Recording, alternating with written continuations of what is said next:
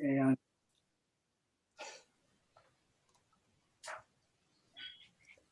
welcome to The Open Door.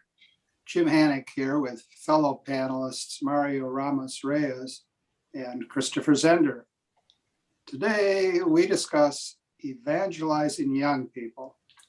Statistics suggest that many of them will join the ranks of the nuns and profess no religious identification.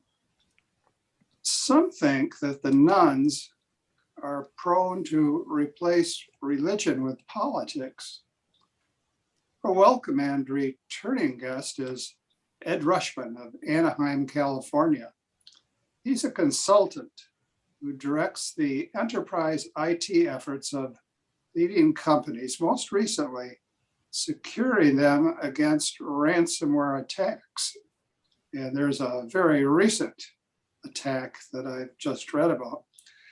Ed is a religious educator who prepares young people for the Sacrament of Confirmation. And confirmation is the sacrament of courage. So it's no surprise that Rushman is also an indefatigable and independent political reformer. He's run for Congress twice. The smart money says he'll do it again. Let's begin, as always, in prayer. Come, Holy Spirit, fill the hearts of your faithful and enkindle in them the fire of your love. Send forth your Spirit, and they shall be created, and you shall renew the face of the earth. O God, who has taught the hearts of the faithful by the light of the Holy Spirit, grant that by the gift of the same Spirit, we may be always truly wise and ever rejoice in his consolation. Through Christ our Lord. Amen. Could you begin, Ed, by telling us what I should have added to that mini intro?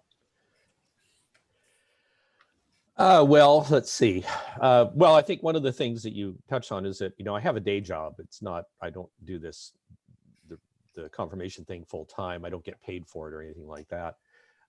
That has been going on for a very long time. I've actually been working since 1962 because I started when I was a child working in Hollywood.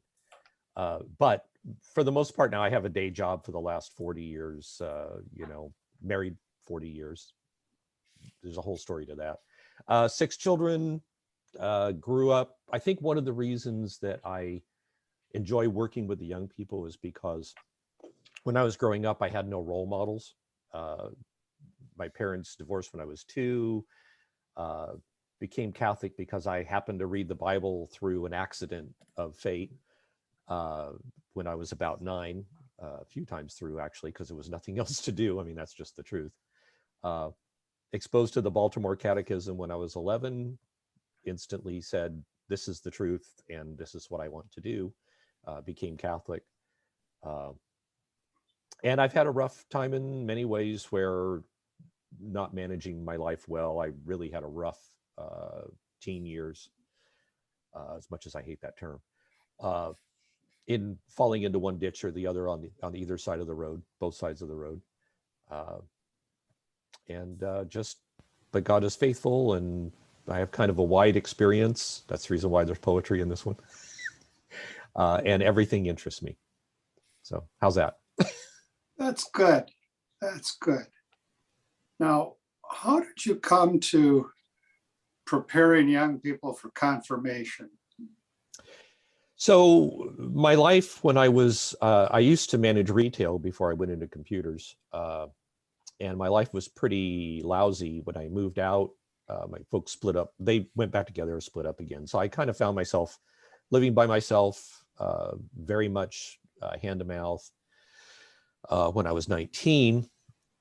Anyway, did a horrible job. It was awful. And when I was 23, I made a retreat called The Search, which is short for Search for Christian Maturity. The way that came about was that I was just feeling so horrible that I asked a coworker, a guy that worked for me in a retail store, because he had told me that his sister was religious, does she know of any retreats? And he said, well, actually, she works on one. So anyway, it's a wonderful group. I don't know what they're doing now, but it was wonderful back in 1980. Made the retreat. It was an utter shock to the system. I can't possibly overstate how severe of a shock. It was the first time in my life I'd ever seen community. I'd never had the experience of being around people that didn't know me but loved me. So it was pretty amazing. And then, so after that, my life changed. And some of us from that retreat group went off and volunteered at various parishes. And so I ended up at the time doing a remedial First Communion class, which was, ones that were older that had missed it when they were young. Did that with Carol, my wife, and then just went from there and worked on the retreat some of the time. Definitely the retreat, the way that was done, the spirit of the community is something that affected me deeply. And I also was very blessed at the time. The adult advisor did a really good job understanding what would work for me and recommending books. And we had some conversations that really set me on a better path. So that's kind of how, I guess I'm telling you how I was prepared for it, and also how the occasion of it came about. So then every parish that we lived in after that, I would just do something. And it just so happens that confirmation seems to be the thing I've done the most. And I won't, I guess I just have to be direct. And honestly, I didn't think it was being done very well a lot of the time. And if something isn't going the way that I think it should, I will volunteer and say, would you like me to help?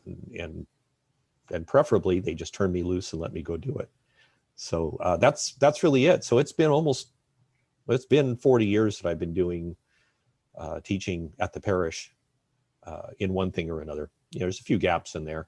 I have been places where they just weren't interested.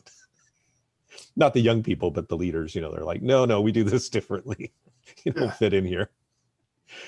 So, well, 40 years is a good long time, but maybe Mario wants to ask us about your current teaching efforts. Yes. What do you tell young people about the Christian faith in your classes and how they receive that? So I think I'm going to go with the second part first. One of the things that we do, first of all, one of the things we do in business is I try to make changes and then measure the change. I'm always looking to, there's a thing called the Deming cycle for those that know. And it's, you plan something, you do it, and then you see, did it turn out the way you wanted? So every year, in most of these parishes, every year, the director of the program or the parish priest will meet with the students and say, hey, how's it going? And they'll ask them a few questions, and they all do it a different way. But in the end, they'll ask, how do you like the classes? And the students will tell them. And the feedback that they get, and I like it being independent from me. I actually don't want to be in those meetings because I want the students to feel completely free to say whatever they want to say, and that I don't color it. But anyway, what they always say is they really like the stories. So that's by way of introduction. It's the stories that I tell. And I do tell the stories about the saints, stories from history. I do give a lot of history as a way, though, of giving them context. And what I've found was that they weren't often getting context in the faith. They're getting points, being told this is the teaching, hopefully. But they're not always getting everything that goes around it, so that they go, okay, here's how it fits into the totality of history. Here's how it fits into the world. But most importantly, how does this fit into my life? So what I'll do is I'll say, okay, here's something that we're talking about. Well, here's my experience with it. And here's how the faith fit in with that, and how it becomes, in technical stuff, they say, this is how I realized it.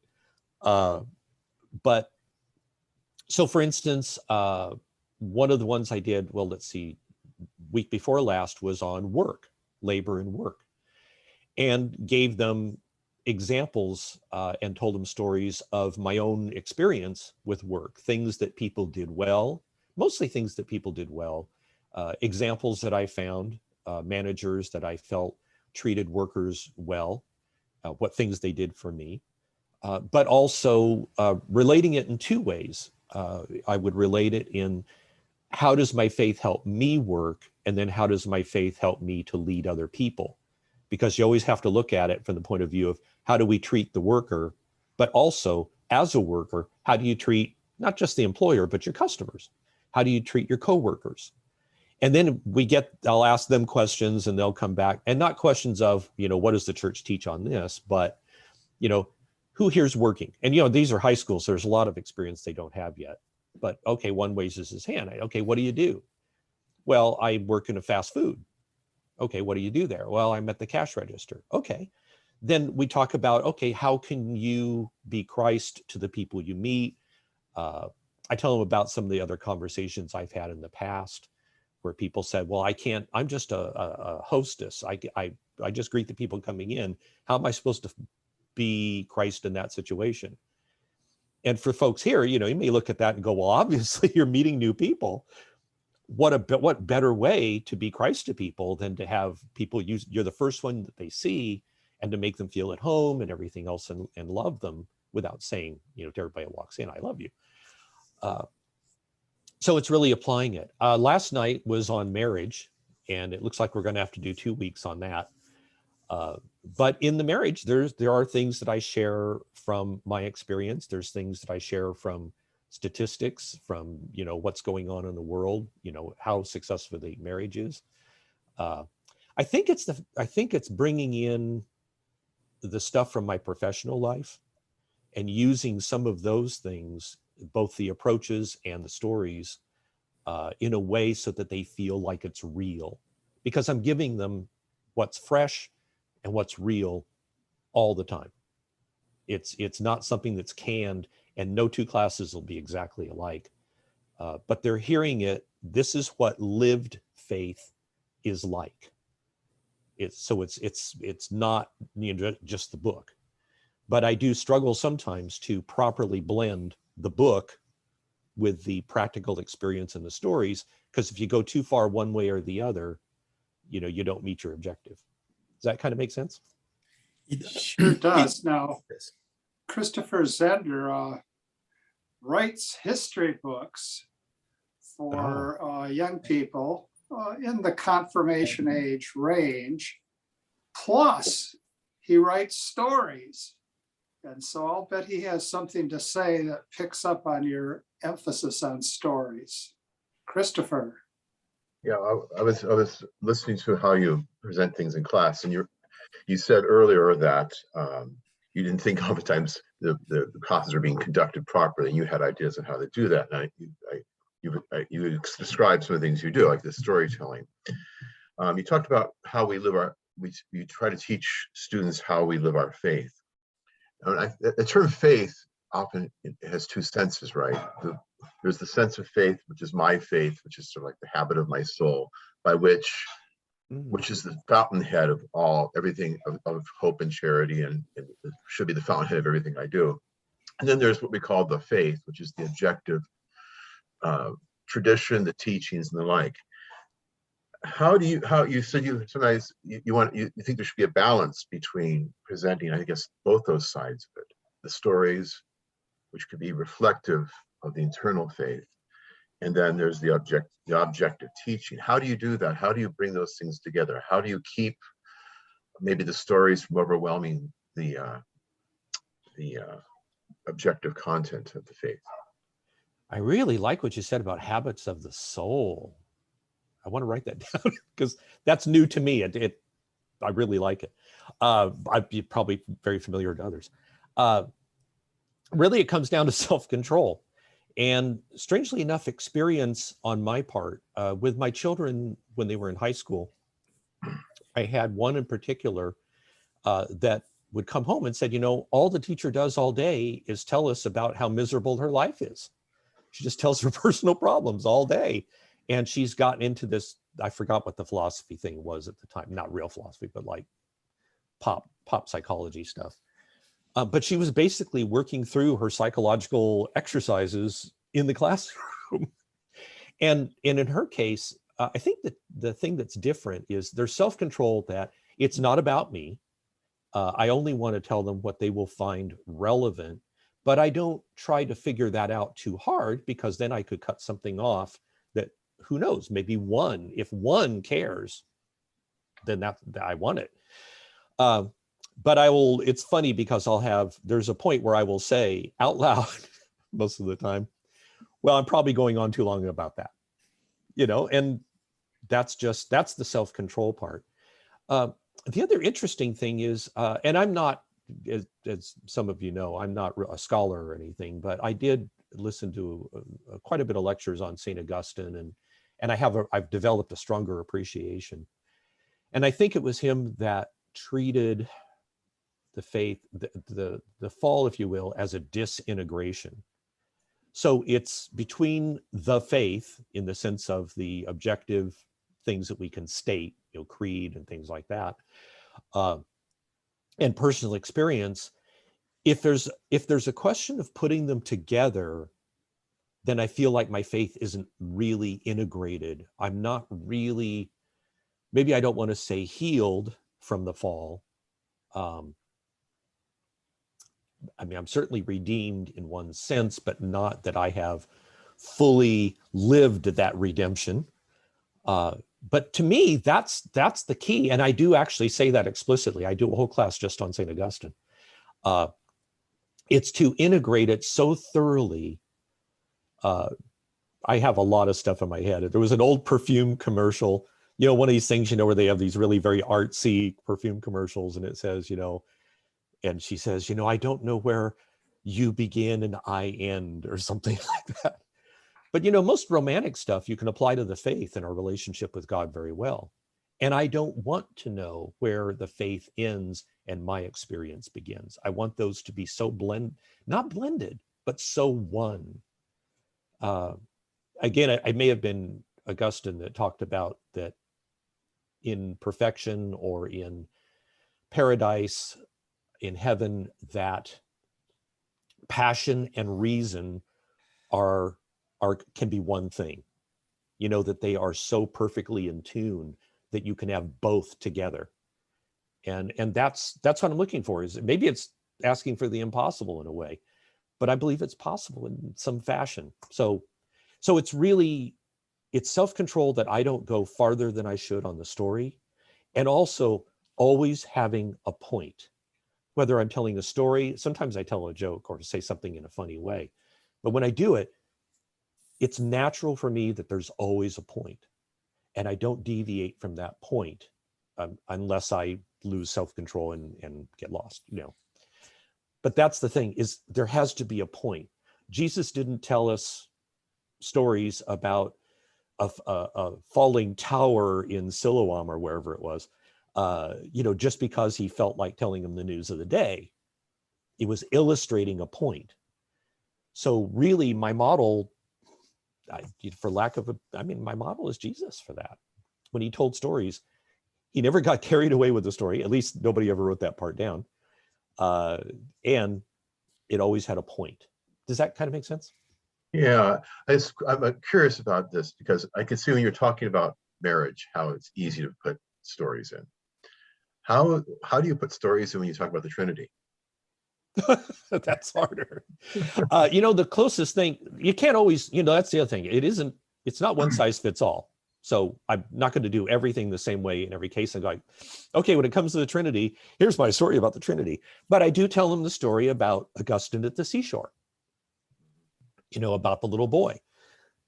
And so I think that that's a story. It's not my story, but in a sense, it is my story. This is integrated into my life. That is something that will naturally come up. And I will tell that story to people. So here's the funny part. I do the same thing at work. I'm pretty much the same every place. So at work, I will tell stories. Now, they won't necessarily be stories from scripture, but at least once in my career, I have told that story of the seashore, because we were dealing with something very complicated technically. And I told them that story because, hey, we're trying to shove all this technical information into our heads and it's too much. But with the Trinity, I'll mostly tell them what others have said. I do use quotes and then expand the quote out and spend some time helping them to understand it, because I want them to develop the ability to read something or hear something and then break it down and really meditate on it without ever saying meditate on it. And the best way I know to do that is to do it with them and essentially model the behavior. Most classes, I will start with the Sunday readings for the next Sunday, and then just basically read usually the first reading in the gospel or the second reading. I can't go, if I do them all, I'll lose them. But I'll take the readings and then read them out loud, and then basically just do what I would do in my head out loud, and then draw them in, and say, have you been in this situation? Do you remember a time like this? And then they go, yeah. And then something happens. But yeah, it's still going to be a story. It just may not be my story. Although sometimes I'll say, for the Trinity, I will relate it to, I have multiple roles, and we're not going to fully describe it here and everything. And I always tell them the limits of this. But, am I a father? And well, yeah. Am I a son? Yes. Am I a brother? Yes. I have a lot of different things, but those are not separate things. It's all me. And yet they are perceived as separate. And they really are separate things. And then I always remind them, all these images, especially of the Trinity, it's an imperfect expression. I'm not going to get this just right. I'm not going to tell you something where you suddenly have the full understanding of the Trinity, and I point here like it's in the head, but of course we also talk about the soul and the body and some things like that. Does that kind of do it? It's acknowledging the limits of what we can explain, but I can always get a story out of it, even if it's a story that we hold as a community, like the story of Augustine at the seashore. Which is public domain, by the way, so you're safe. Yes. We try to be careful about that. Yeah. I do my videos and they get tagged because I use scenes from movies in the videos that I do for them. And I don't get blocked or anything. They say this isn't a strike, but, and I put the thing on there that says, this is from this movie. I do use a lot of movie clips with them. You spoke, Ed, about, and Augustine was the lead into this, disintegration and integration. And you also spoke about roles and how the roles have to be anchored in an actual person. And by way of easy and natural transition, Ed, that leads us to the question of faith and politics. Are they forever divisible, or are they approaching the indivisible, or is their relationship every bit as mysterious as that of the Trinity? So it's going to be what I am. I mean, if we're integrated, if I'm not separating out the different parts and being different things to different, not in the sense of Paul. I mean, Paul's all things to all men, but that wasn't Paul being a different person. That was everybody could relate to Paul because he was reaching out to everybody and could understand people in a special way. But with politics, I can't, put aside my faith. As we're told we're supposed to do this sometimes. I don't put aside my faith for politics. It fully informs it. I really don't consider myself a reformer, because a reformer is a really dangerous job and not one that I'm capable of. What I can do is do something right and be a kind of example. I can kind of do something right and then hope that others decide they would also like that, or that the people decide that that's what they want. But really, it's still me. And just because I believe the way that I do doesn't mean that I'm going to put all that into law. I'm not after a theocracy here. I can work fully within the Constitution because my faith governs my life. I mean, not governs even, it's just my life. And in a country like this, you just have everybody contributing what they are. And if we vote people into office that are not integrated, if we vote people into office that are in it for themselves, which is against the faith, then that's a problem. Then the country is going to reflect that. It's funny because we've had the conversations in the public domain about, whether the bishop should be giving communion to pro-abortion candidates or politicians. But what's interesting to me is that debate has not really occurred the same way when so many of those Catholic politicians are utterly corrupt. Nobody really questions, at least I don't see this as much as I think that we ought to. And I'm not making a position on whether they should be giving communion. I leave that to the bishops. That just doesn't concern me that much. But we don't seem to be outraged over the corruption as in the same way that we are over life issues. And I do understand the value of a human life is beyond all cost. I mean, it is a serious thing.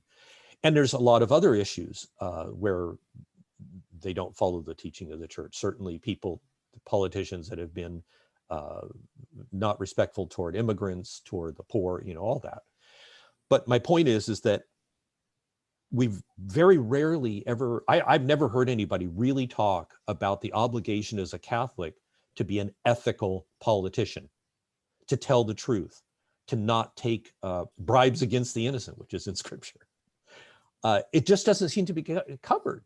And I mean, they'll talk about character and whether they're an alcoholic, whether they, take amphetamines or something, their marriage problems and stuff like that, whether they're divorced and remarried. But to me, I mean, if you're going to put people in government, it seems like the part of the faith that's terribly relevant is honesty and ethics and doing the right thing, not just seeking one's own increase in power and wealth. And I don't know sometimes why that's not talked about more. Does that make sense? Well, it sure does. But now I want to turn back to the students. Mm-hmm. For the most part, would you say they're pre-political? That's probably fair. What I think is interesting is I always like to go to root cause. I am obsessed with what's the root of this thing. And in talking with them about something, and I don't remember what, but in the course of it, I try to show them that there is an effort to convince them. There's marketing. A lot of the lessons, a lot of the things in analyzing what happened in World War II, the psychologists like Stanley Milgram, Solomon Asch, the research that they did really was supposed to expose, okay, how did this happen? And then we know how to avoid it in the future, but instead it became a how-to manual for manipulating the public. So how can we do what happened in Germany better and be more effective and not make those mistakes? So anyway, and that's what's in my head. I don't say it in quite those ways, although I do expose them to the Solomon Asch conformity experiment and really go into that one in some detail. Okay, so I think that was one of those cases where I went off too far to one side. Okay. So it's okay. So what it comes down to is that I actually in the course of talking with them said, do you ever feel like people are trying to fool you? And the whole class pretty much erupted. And it was a really, really educational moment for me because I never expected that. To me, it was almost an offhand remark. And so we explored that more, and they feel like everybody is lying to them. They feel like the teachers are lying to them. Their parents lie to them. They're not hostile to their parents. This is a very working class, low income parish. And so a lot of them live close to the bone. So they don't have a lot of hostility to their parents. They actually love their parents. They respect them a lot. And it's a little surprising because things that I grew up with, they don't know that at all. They have a much better experience than I did. But they do feel like they can't really trust anybody anymore. So that was, I don't know what to do with it all the time, but that matters a lot. So they're going into politics looking for someone to trust maybe. And of course, somebody that's skillful at marketing could capture them. You know, that could work. But this whole business, especially in California here, has been such a mess that it's taken their trust in the system down to a new low, I think. Mario, where should we go next? There's so many things here. Yeah, I think there are many things. Perhaps we need to go backwards in order to move forward. You said something that's very interesting to me.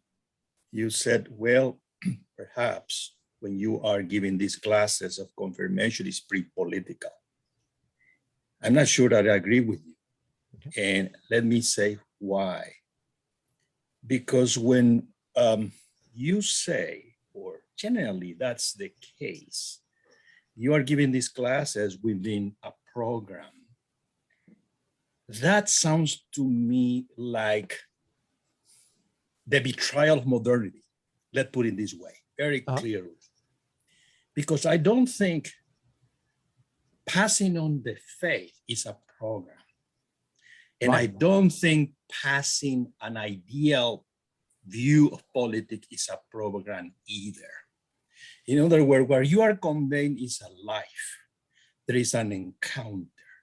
Something moves you, you tell your story, and people see in you what is the secret of your behavior, so to speak. And yes. As George Bernano says, everything is grace. So you begin with grace, and politics begin with grace. I think one of the huge issues that people don't, I think they are missing about the collapse of Christian democracy. It is because they see politics as a rational, ratio effort. And so when the whole community have lost the contact with grace, the whole apparatus fell to the ground, and today is nowhere to be found. And so people try to restore that by building another apparatus. It's not gonna work. Yes. At least it's not gonna work in the sense that a true Christian politic is. And so my question again, or my reflection again, is that I do believe, and I want you to react about that, that when you are conveying your life on an encounter, that's a political encounter, because politics is about what? The good of the person, is the common good. So we are evangelizing, and that's the first step of politics. And this is not what I'm saying. This is Pius the 12th, who said precisely about politics. So I don't know, what do you say about that? I'm sorry, I have been very long. No, that was good. No, it's good. And it's fantastic. One of the terms that I use sometimes, I don't always use it with them, is that I tend to be very organic. And in that, it's that I'm not working, I really love the thing about it, the program and everything. I'm very less likely to be teaching in a parish where the program is strong, where they have, a system, you will cover this part of the creed on this day, and don't do these story things, just tell them what's in the book. Because anybody can read the book. But in the process of talking with them, there's lots of little asides that come out. And when who I am comes out, they're seeing the integration. And that's not to say that I'm, perfect or anything. If I were perfect, it'd be so much more powerful, I think. But it is the integration. And, if we look at it as, well, it is political because, it's interactions of people and it's the common good and everything, all of that comes out naturally, comes out organically as a natural flow in the Holy Spirit, that it just works. And when they say that they like the stories, I know, even though I don't usually say this, and I'm funny even about saying it on here where it's kind of public, but the fact is, I know that they trust me because they're reading the fact that I love them and I care about them and I'm here for their good and not because I'm trying to score points with God. Because I can do, and I've told them, I mean, we talk about it. One of the first things I learned to tell them was, by the way, just so you know, I don't get paid for doing this, because they always assume I'm getting paid. They always do. That's how bad the lack of trust is now. And that lack of trust is not a criticism of the young people. It's a statement of just fact. It is the way it is, that they don't trust as much. But they have to know that this shepherd, if you don't mind, is not doing it for pay. And I'm doing it out of love for them because, and I would rather, I've got a lot of other things I'd probably rather do in a sense. But on the other hand, I really, really want to do this because I love them. I mean, there's no other way. And it's not because it's that particular person. I wish it was. Just in general, I look and there's sheep without a shepherd. There's no one that's seeking their good. They've got lots of people that are seeking to use them. And so I think that because that's the fire that's in me, I believe that because they're young and they're not jaded and cynical, I think they actually see that. I think they're able to feel it, and that there's something being communicated at a spiritual level, for lack of a better term. You know, there's all these terms have been abused for so many years. It's hard to say anything anymore without it being taken wrong. But so there's a lot of things at it. You know, what's kind of funny is that, oh, if you remember, there was a musical, and this is exactly how I do class, but you guys will remember it. There was a musical called My Fair Lady. Mm-hmm. And there's a song in there where the guy really, really likes her, not the professor, but the young guy really likes her and everything else. And and the song is, you know, you do this and you tell me about the moon, you tell me all these poetic things that you love me, but show me. And that's the refrain to the song. It's worth it to go look that one up. Show me. And what I'm doing with the young people, not intentionally, just by being myself, is I'm showing them. I'm doing love rather than talking about love. And I think that's what's largely missing for them. It's what's missing in politics. It's funny, I did a thing for the campaign in 2018. We're at a mosque where I went. They hosted a panel where all the candidates could come. Of course, the incumbent didn't bother to show up. But I have never really, I can't remember ever a candidate doing anything like this, but my appeal to them was, you are my neighbors. I'm doing this for you so you have a better choice. That's the reason, because you are my people and I love you. And this is what it means. This is what patriotism is not love of the physical land, but the love of the people. And if somebody comes up here illegally, enters the United States, and they live next door to me, then they are my neighbor and I love them. And I don't really care anything except for the fact that they are present, living in my community. Therefore, I have an obligation to them, which is for me, a very pleasant obligation to have.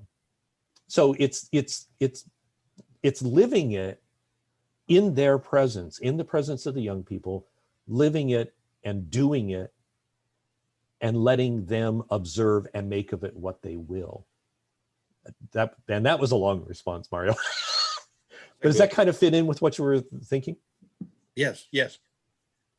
And by the way, what is your political credo then? So I'm going to read off of here because I didn't want to stumble around on the quote.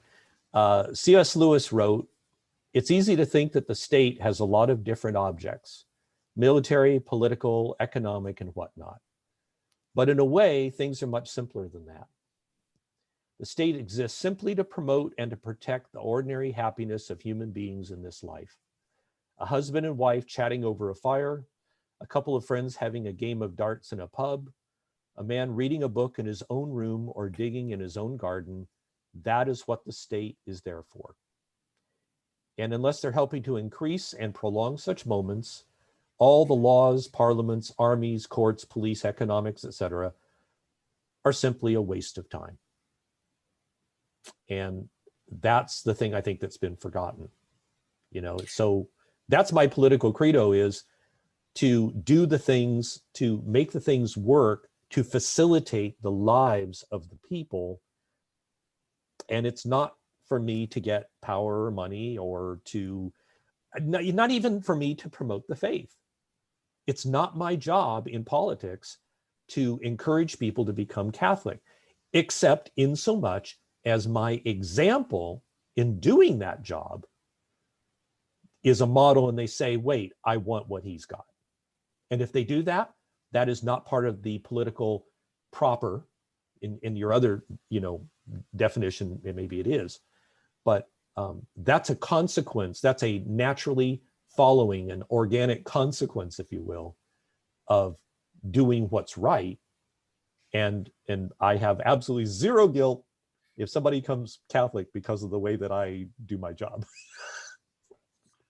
Now, Ed, Christopher is constituent conscious. Okay.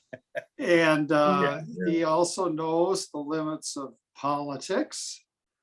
And I'll bet he has an insider 5 here for us.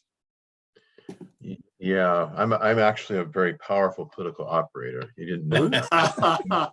He's still with the Taft faction. The Taft, yeah. I sit on my village council, a village about 400 people in Ohio. Oh, very good. And I've been doing it about a year now. So, and you talk about doing it for no money. I get paid I think I get paid $525 a year. Oh, wow. Yeah, so, you know, 2 payments. So, yeah, so I understand it. I mean, the limit, you were running for Congress, is that correct? Yes. Yeah. So you would deal with issues that go beyond, say, sewers. For us, sewer is the big issue. Moving water from one place to another, making sure water doesn't run in the wrong places. That is like the essence of village government. That's real government. That's the real thing. Right. And we're considering there's questions of the village is sort of depressed, as a lot of Ohio villages are, Ohio towns. We have a threat of 2,600 acres being given over to solar panels. So, and all the problems that's going to bring. So, you know, we have there are those issues that come up. But so you talk about your political credo. How do you, what would be your platform if you were running? What sorts of things might be, what kind of planks might be in your platform? So actually, I'm redoing the website right now because it got hacked. But I pretty much just go over all the major functions of government. You know, I have to deal with defense. I have to deal with immigration and, you know, just and foreign policy. Obviously, the matters of life in the broader sense. So, I mean, I'm thoroughly against the death penalty in the United States in a developed country. There are some fine points of that we won't go into right now. But just basically, you know, the health of the people, education, all those things. I deal with each one. I don't have an ideology, and had discussions on this. You might disagree. You know, it's like, oh, everybody has an ideology. No, I'm not sure, because an ideology, Thomas Merton said, an ideology is a rule made automatic. Maybe he got that from somebody else, I don't know. But I like that definition. If it becomes automatic, then you're not questioning it anymore. And if you're not questioning it, how are you going to adapt it to changes in the environment? Things change outside. Your views are going to have to adapt. Doesn't mean you change your mind for everything, but we have to change our response. We have to change the actions that we take. So anyway, I deal with each of those things. Once I get the site back up, you can take a look at it. You probably like it all. And you'll probably have some differences, but they're going to be minor because I've found that these are all more common sense, practical. If there's nothing else, I'm practical. I've done an awful lot of technical work for 40 years. And if there's one thing that's probably made me more successful than anything else, I don't mean monetarily, but in the sense of getting the job done, because I'm really good at getting things done, it's because I'm always practical. And if I look at it and I say, okay, what are you going to do with immigration? Well, with immigration in the first place, you're going to have to accept there's people here that didn't come through a system, that they just got here. I mean, and I know a good number of them. This district, the demographics of this district are such, we have a very large number of people here that are here not through the system. They are not documented. We also have, the last time I looked, because I pulled the data from the registrar, there were 100 different languages being spoken because they have some language. The number of countries people are from here is huge. And it tends to be low income. If you have a lot of immigrants coming in, they will generally be making less than the people that have been established longer. Even people from the same country, the next generation is going to do better, we hope. And often that's the case. Let's see. So anyway, like on the issue of immigration, you have to start from here is what it is, not what do I want it to be? What's my attitude? I don't care. The point is they're here. And now what claim does that make on us as human beings?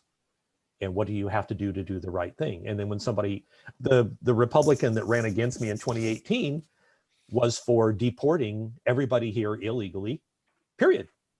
And I'm not going to shy from the word illegal and do the whole undocumented thing, because the people that do that very often really don't care. They're just using them as political weapons. They don't really care about the people. So did they do this? Did they violate a law of the United States? Yes. Are they documented? No. Okay, well, that's just the way it is. It doesn't say anything about the person. I'm just saying what the situation is. But anyway, so he was saying just deport them all. He got 30% of the vote. Is that a practical solution? I mean, put morality aside. Is that really ever going to happen? No, that's not even something.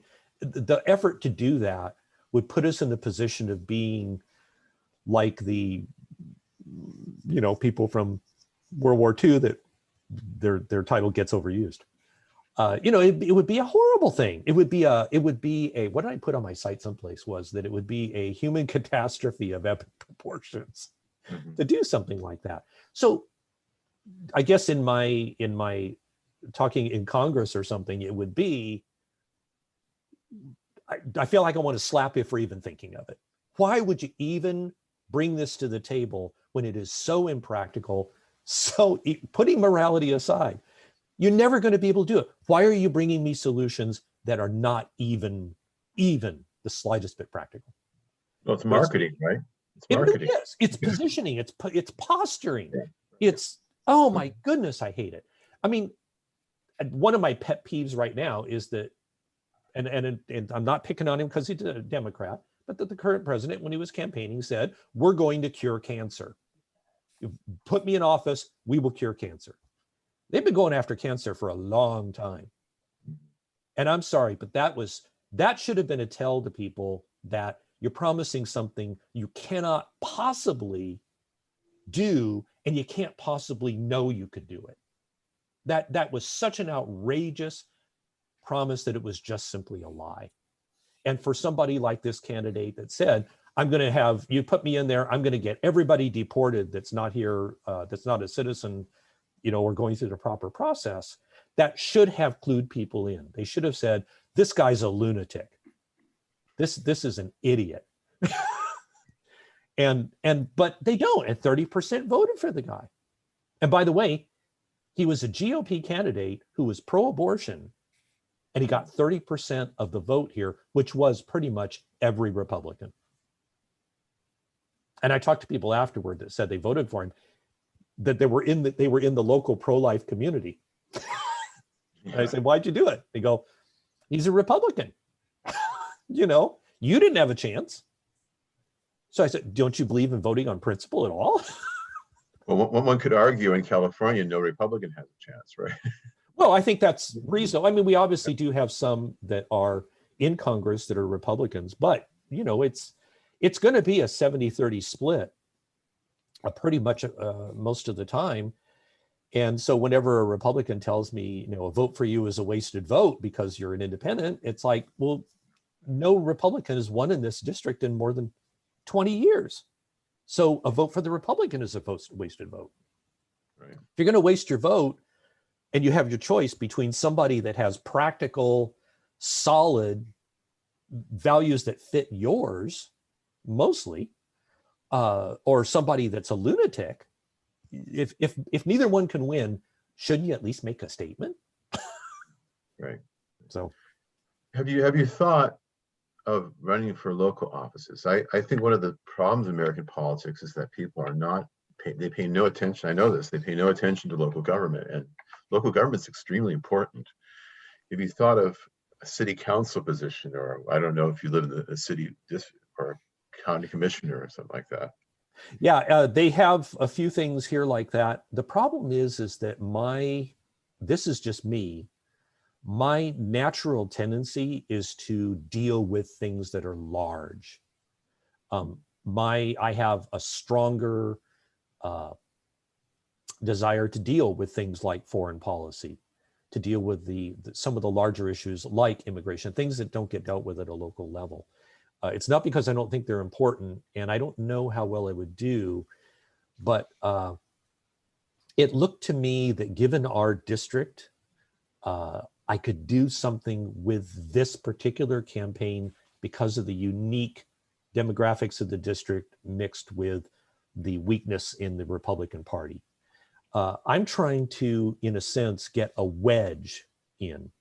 And I think that the key to real change, as much as it's true from the bottom up, we have to face the fact that there are two very, very large political parties that right now have a stranglehold on the country.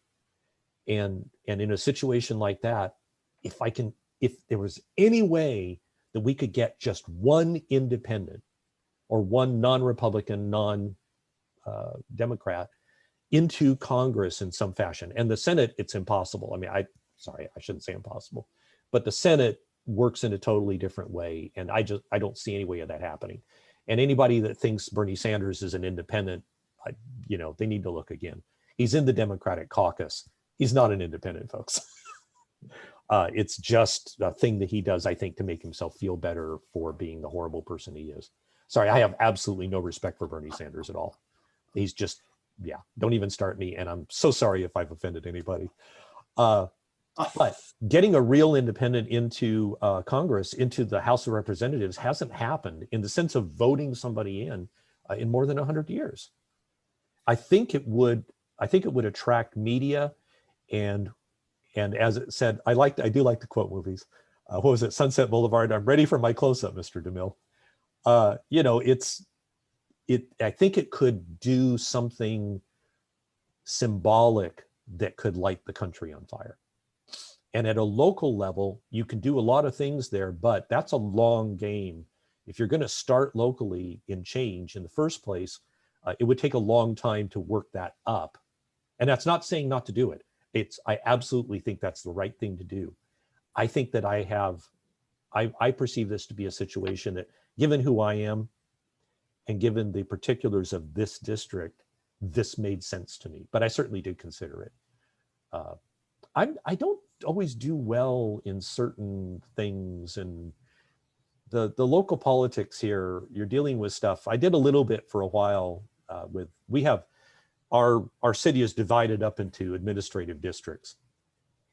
And the one that I was in, I worked with somebody that had been working with the city council and everything. I got a bad enough taste from that one. And honestly, I felt like they were lunatics too. So just, and you probably, in yours, Christopher, it's smaller. So I kind of suspect that it's a little more positive in some ways, and maybe you're able to swing it more positive. But here, it's it looks pretty ugly. Mhm. And we have a lot of, there's corruption here too. I have personal experience, I should say professional experience with some of the corruption, where we had a former mayor that was getting money that he shouldn't have been getting from a company that I worked for. So it was a very bad situation.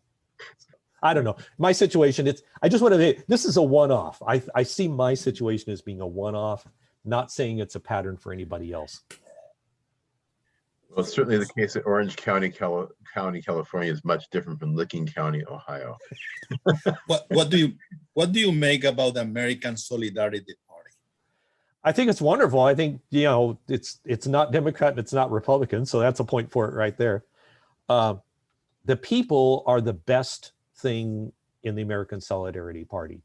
The leadership, as it stands right now, especially, my goodness, the quality of the people, it's almost like I was saying, you know, when I went into that retreat group, it's been a real shock for me to find people that actually really care for the right reasons. They're not after power and money and everything else. That doesn't mean you won't get people in there that try. You know, hopefully the party can expel the the ones that try to come in and invade and conquer. You've had some success. But mostly it's just that the people, the leadership made such an impression that I just think it's lovely, and I wish it could grow. I think there's some very disaffected groups in the United States that could do a mass exodus from their party and join the American Solidarity Party, and it would be really, really a good idea. I remember an open letter to Hillary Clinton from the Seymour Institute in the campaign, earlier, I think, in the campaign in 2020. I'm sorry, in 2016. Fantastic open letter to her, utterly ignored. That group could very much just mass exodus into the American Solidarity Party, and they would find that it was their party, and it would work very well. There's a lot of groups right now that are not well represented. They're used, but not well represented. And in the Solidarity Party, they would be the party. It'd be wonderful. Ed, you began with a focus on context and trust. And you've also asked us to reflect on the last stanza of Matthew Arnold's Dover Beach. Should I read that stanza? Sure. Ah, love, let us be true to one another. For the world, which seems to lie before us like a land of dreams, so various, so beautiful, so new, hath really neither joy, nor love, nor light, nor certitude, nor peace, nor help for pain.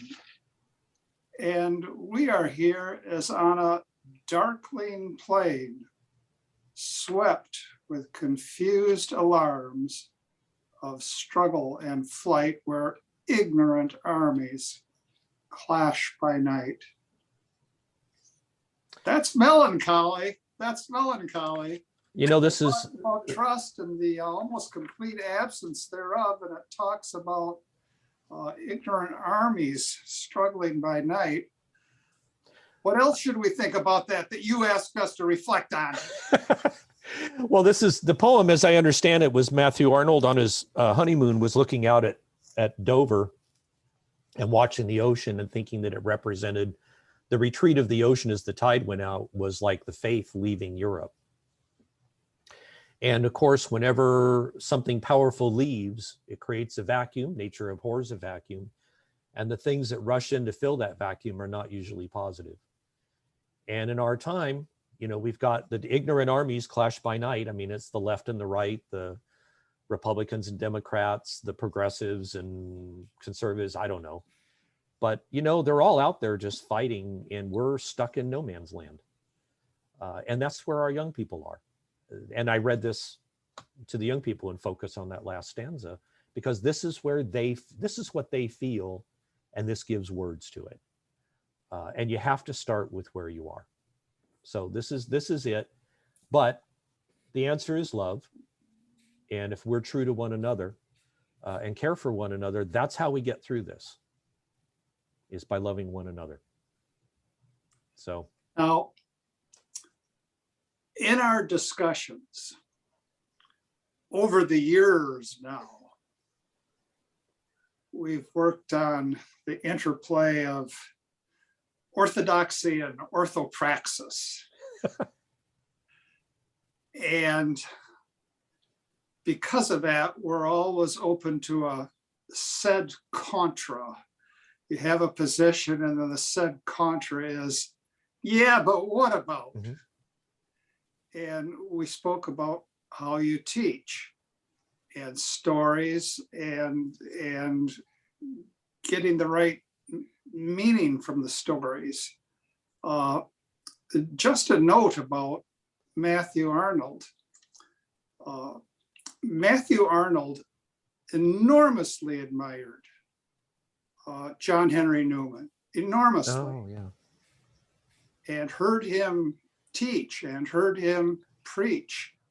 And Arnold said, nonetheless, becoming a Catholic is today an utter impossibility.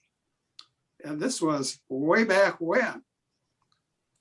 And in time, because Matthew Arnold wanted to unite people, he pretty much dispensed with everything that could be called doctrine. And he came to define religion in a very pithy way. Religion, he said, is morality touched by emotion. Mm. Morality touched by emotion. And as I say that, I think, well, Oprah Winfrey would agree with that. Yes, yes, yes. And so Mario likes to talk about personal encounter. And I have a student, former student, I'm not making this up, who recently sent me a publication of his with the title, Church as Syllogism. Oh, that's So interesting. I think we're probably coming to the end of the hour. And Yeah. so We need another hour. Matthew, need Yeah, you need another another hour for this. I Yes. knew Murray would emerge from the shadows. All right, we have a body, we have flesh, and the flesh hangs together with a spine. And could you say a bit about this coming together or not coming together? In what sense? You mean? All right, I've heard many a sermon after which I say to my wife, dogma free. Oh, yes, Dogma yes, free. yes, yes. And we have Matthew Arnold as offering a hope to people who are bereft of trust. But it turns out at the end of his struggle, he says, yes, religion. Yeah. Morality with emotion. Yeah, it's probably a shortcoming of his. Sometimes whatever we enjoy, we end up embracing it to the exclusion of all else. And it's very easy to enjoy there are feelings, oh my goodness, there are feelings that are indescribable that come from prayer and from the relationship with God. And when I say relationship from God, I want to gag kind of, because it's taking something that is beyond description and putting it into very, very poor words, because ultimately it's a relationship that it's indescribable, and then I won't even be able to talk. But the problem is you can take that feeling and center on the feeling and then forget, they say it's focusing on the gift and not the giver. And Matthew Arnold, I think in some ways, focused on the feelings And really, I think he gave up too easily. I think he said, oh yeah, the faith is retreating. Okay, I can't do anything about that. But now we're going to try and find some substitute that makes us feel good, because we can't really win this battle. And I'm not ready to give up. But there is that thing where you just do that. And what happens is that as soon as you're no longer drawing water from that living water, that flowing water that's underneath, and say, okay, now I've scooped up a little bit of that water, it's tasty, and I'm going to put it in my little bucket and I'm going to go carry it around. Pretty soon that water evaporates, and maybe it evaporates in a later generation. But as soon as you cut yourself off from the living water, as soon as you cut yourself off from the supply that made all of that beauty and all of that power and all of that love possible, it just degrades. It just falls apart to me. And you know, we're a little limited on time here, but I think that's really my answer to it is that, yeah, it's easy to do that. It's easy to take the good feelings and then want the good feelings only. And the only other thing I'll add on that is that, to me, and I hadn't thought about this before this moment as much, that is the beauty of the dry periods in the spiritual life. Because there are times where we pray and it doesn't feel like anyone's listening and we get no response. And there's just nothing, but we keep doing it. I mean, if you do it right, you keep doing it. And if I have to, I will live on an intellectual faith where I say, I feel nothing right now, but I look back to the past, to what I know is there, to who I know is there. And that will sustain me as best as I can. And I will struggle knowing intellectually that God is listening and that God is love and he's there, even if I don't feel it. What is it? I believe in the sun, even if I don't see it shining, you know, or Puddleglum in the silver chair in the Chronicles of Narnia, you know, that when he's underground, he says, and the witch says, you know, oh, this sun you speak of, you know, and all that, you know, oh, what an interesting thing. It's on fire. Oh, wow. And he says, you know what? I've been there, but even if what you say is true, I like what I believe better than what you're offering. So we work with what we've got. Sometimes feeling is enough to get me through. Sometimes intellect has to get me through. And in the most blessed times of all, everything is firing all together. And it's the most awesome thing that could ever be. And Christmas is coming. Mario, should we close as we always do, or is there time for? Yes. Yes, all right. It's more than 1 hour. We always close with the gospel for the day. And this is from Luke. At that time, John summoned 2 of his disciples and sent them to the Lord to ask, are you the one who is to come, or should we look for another? When the men came to the Lord, they said, John the Baptist has sent us to you to ask, are you the one who is to come, or should we look for another? At that time, Jesus cured many of their diseases, sufferings, and evil spirits. He also granted sight to many who were blind. And Jesus said to them in reply, go and tell John what you have seen and heard. The blind regain their sight, the lame walk, lepers are cleansed, the deaf hear, the dead are raised, the poor have the good news proclaimed to them. And blessed is the one who takes no offense at me. Come, Lord Jesus, come. Thank you so very much, Ed. Thank you. Oh, thank you. This is just a joy. Thank you. Thank you very much. All Thank right. you. We'll be back in touch once the race gets going. Okay. And the Thank you. gerrymandering has come to a conclusion. Yeah, we'll see how that works out. I mean, Uh-huh. how it looks in the data. Godspeed. Thank Thank you. Take care.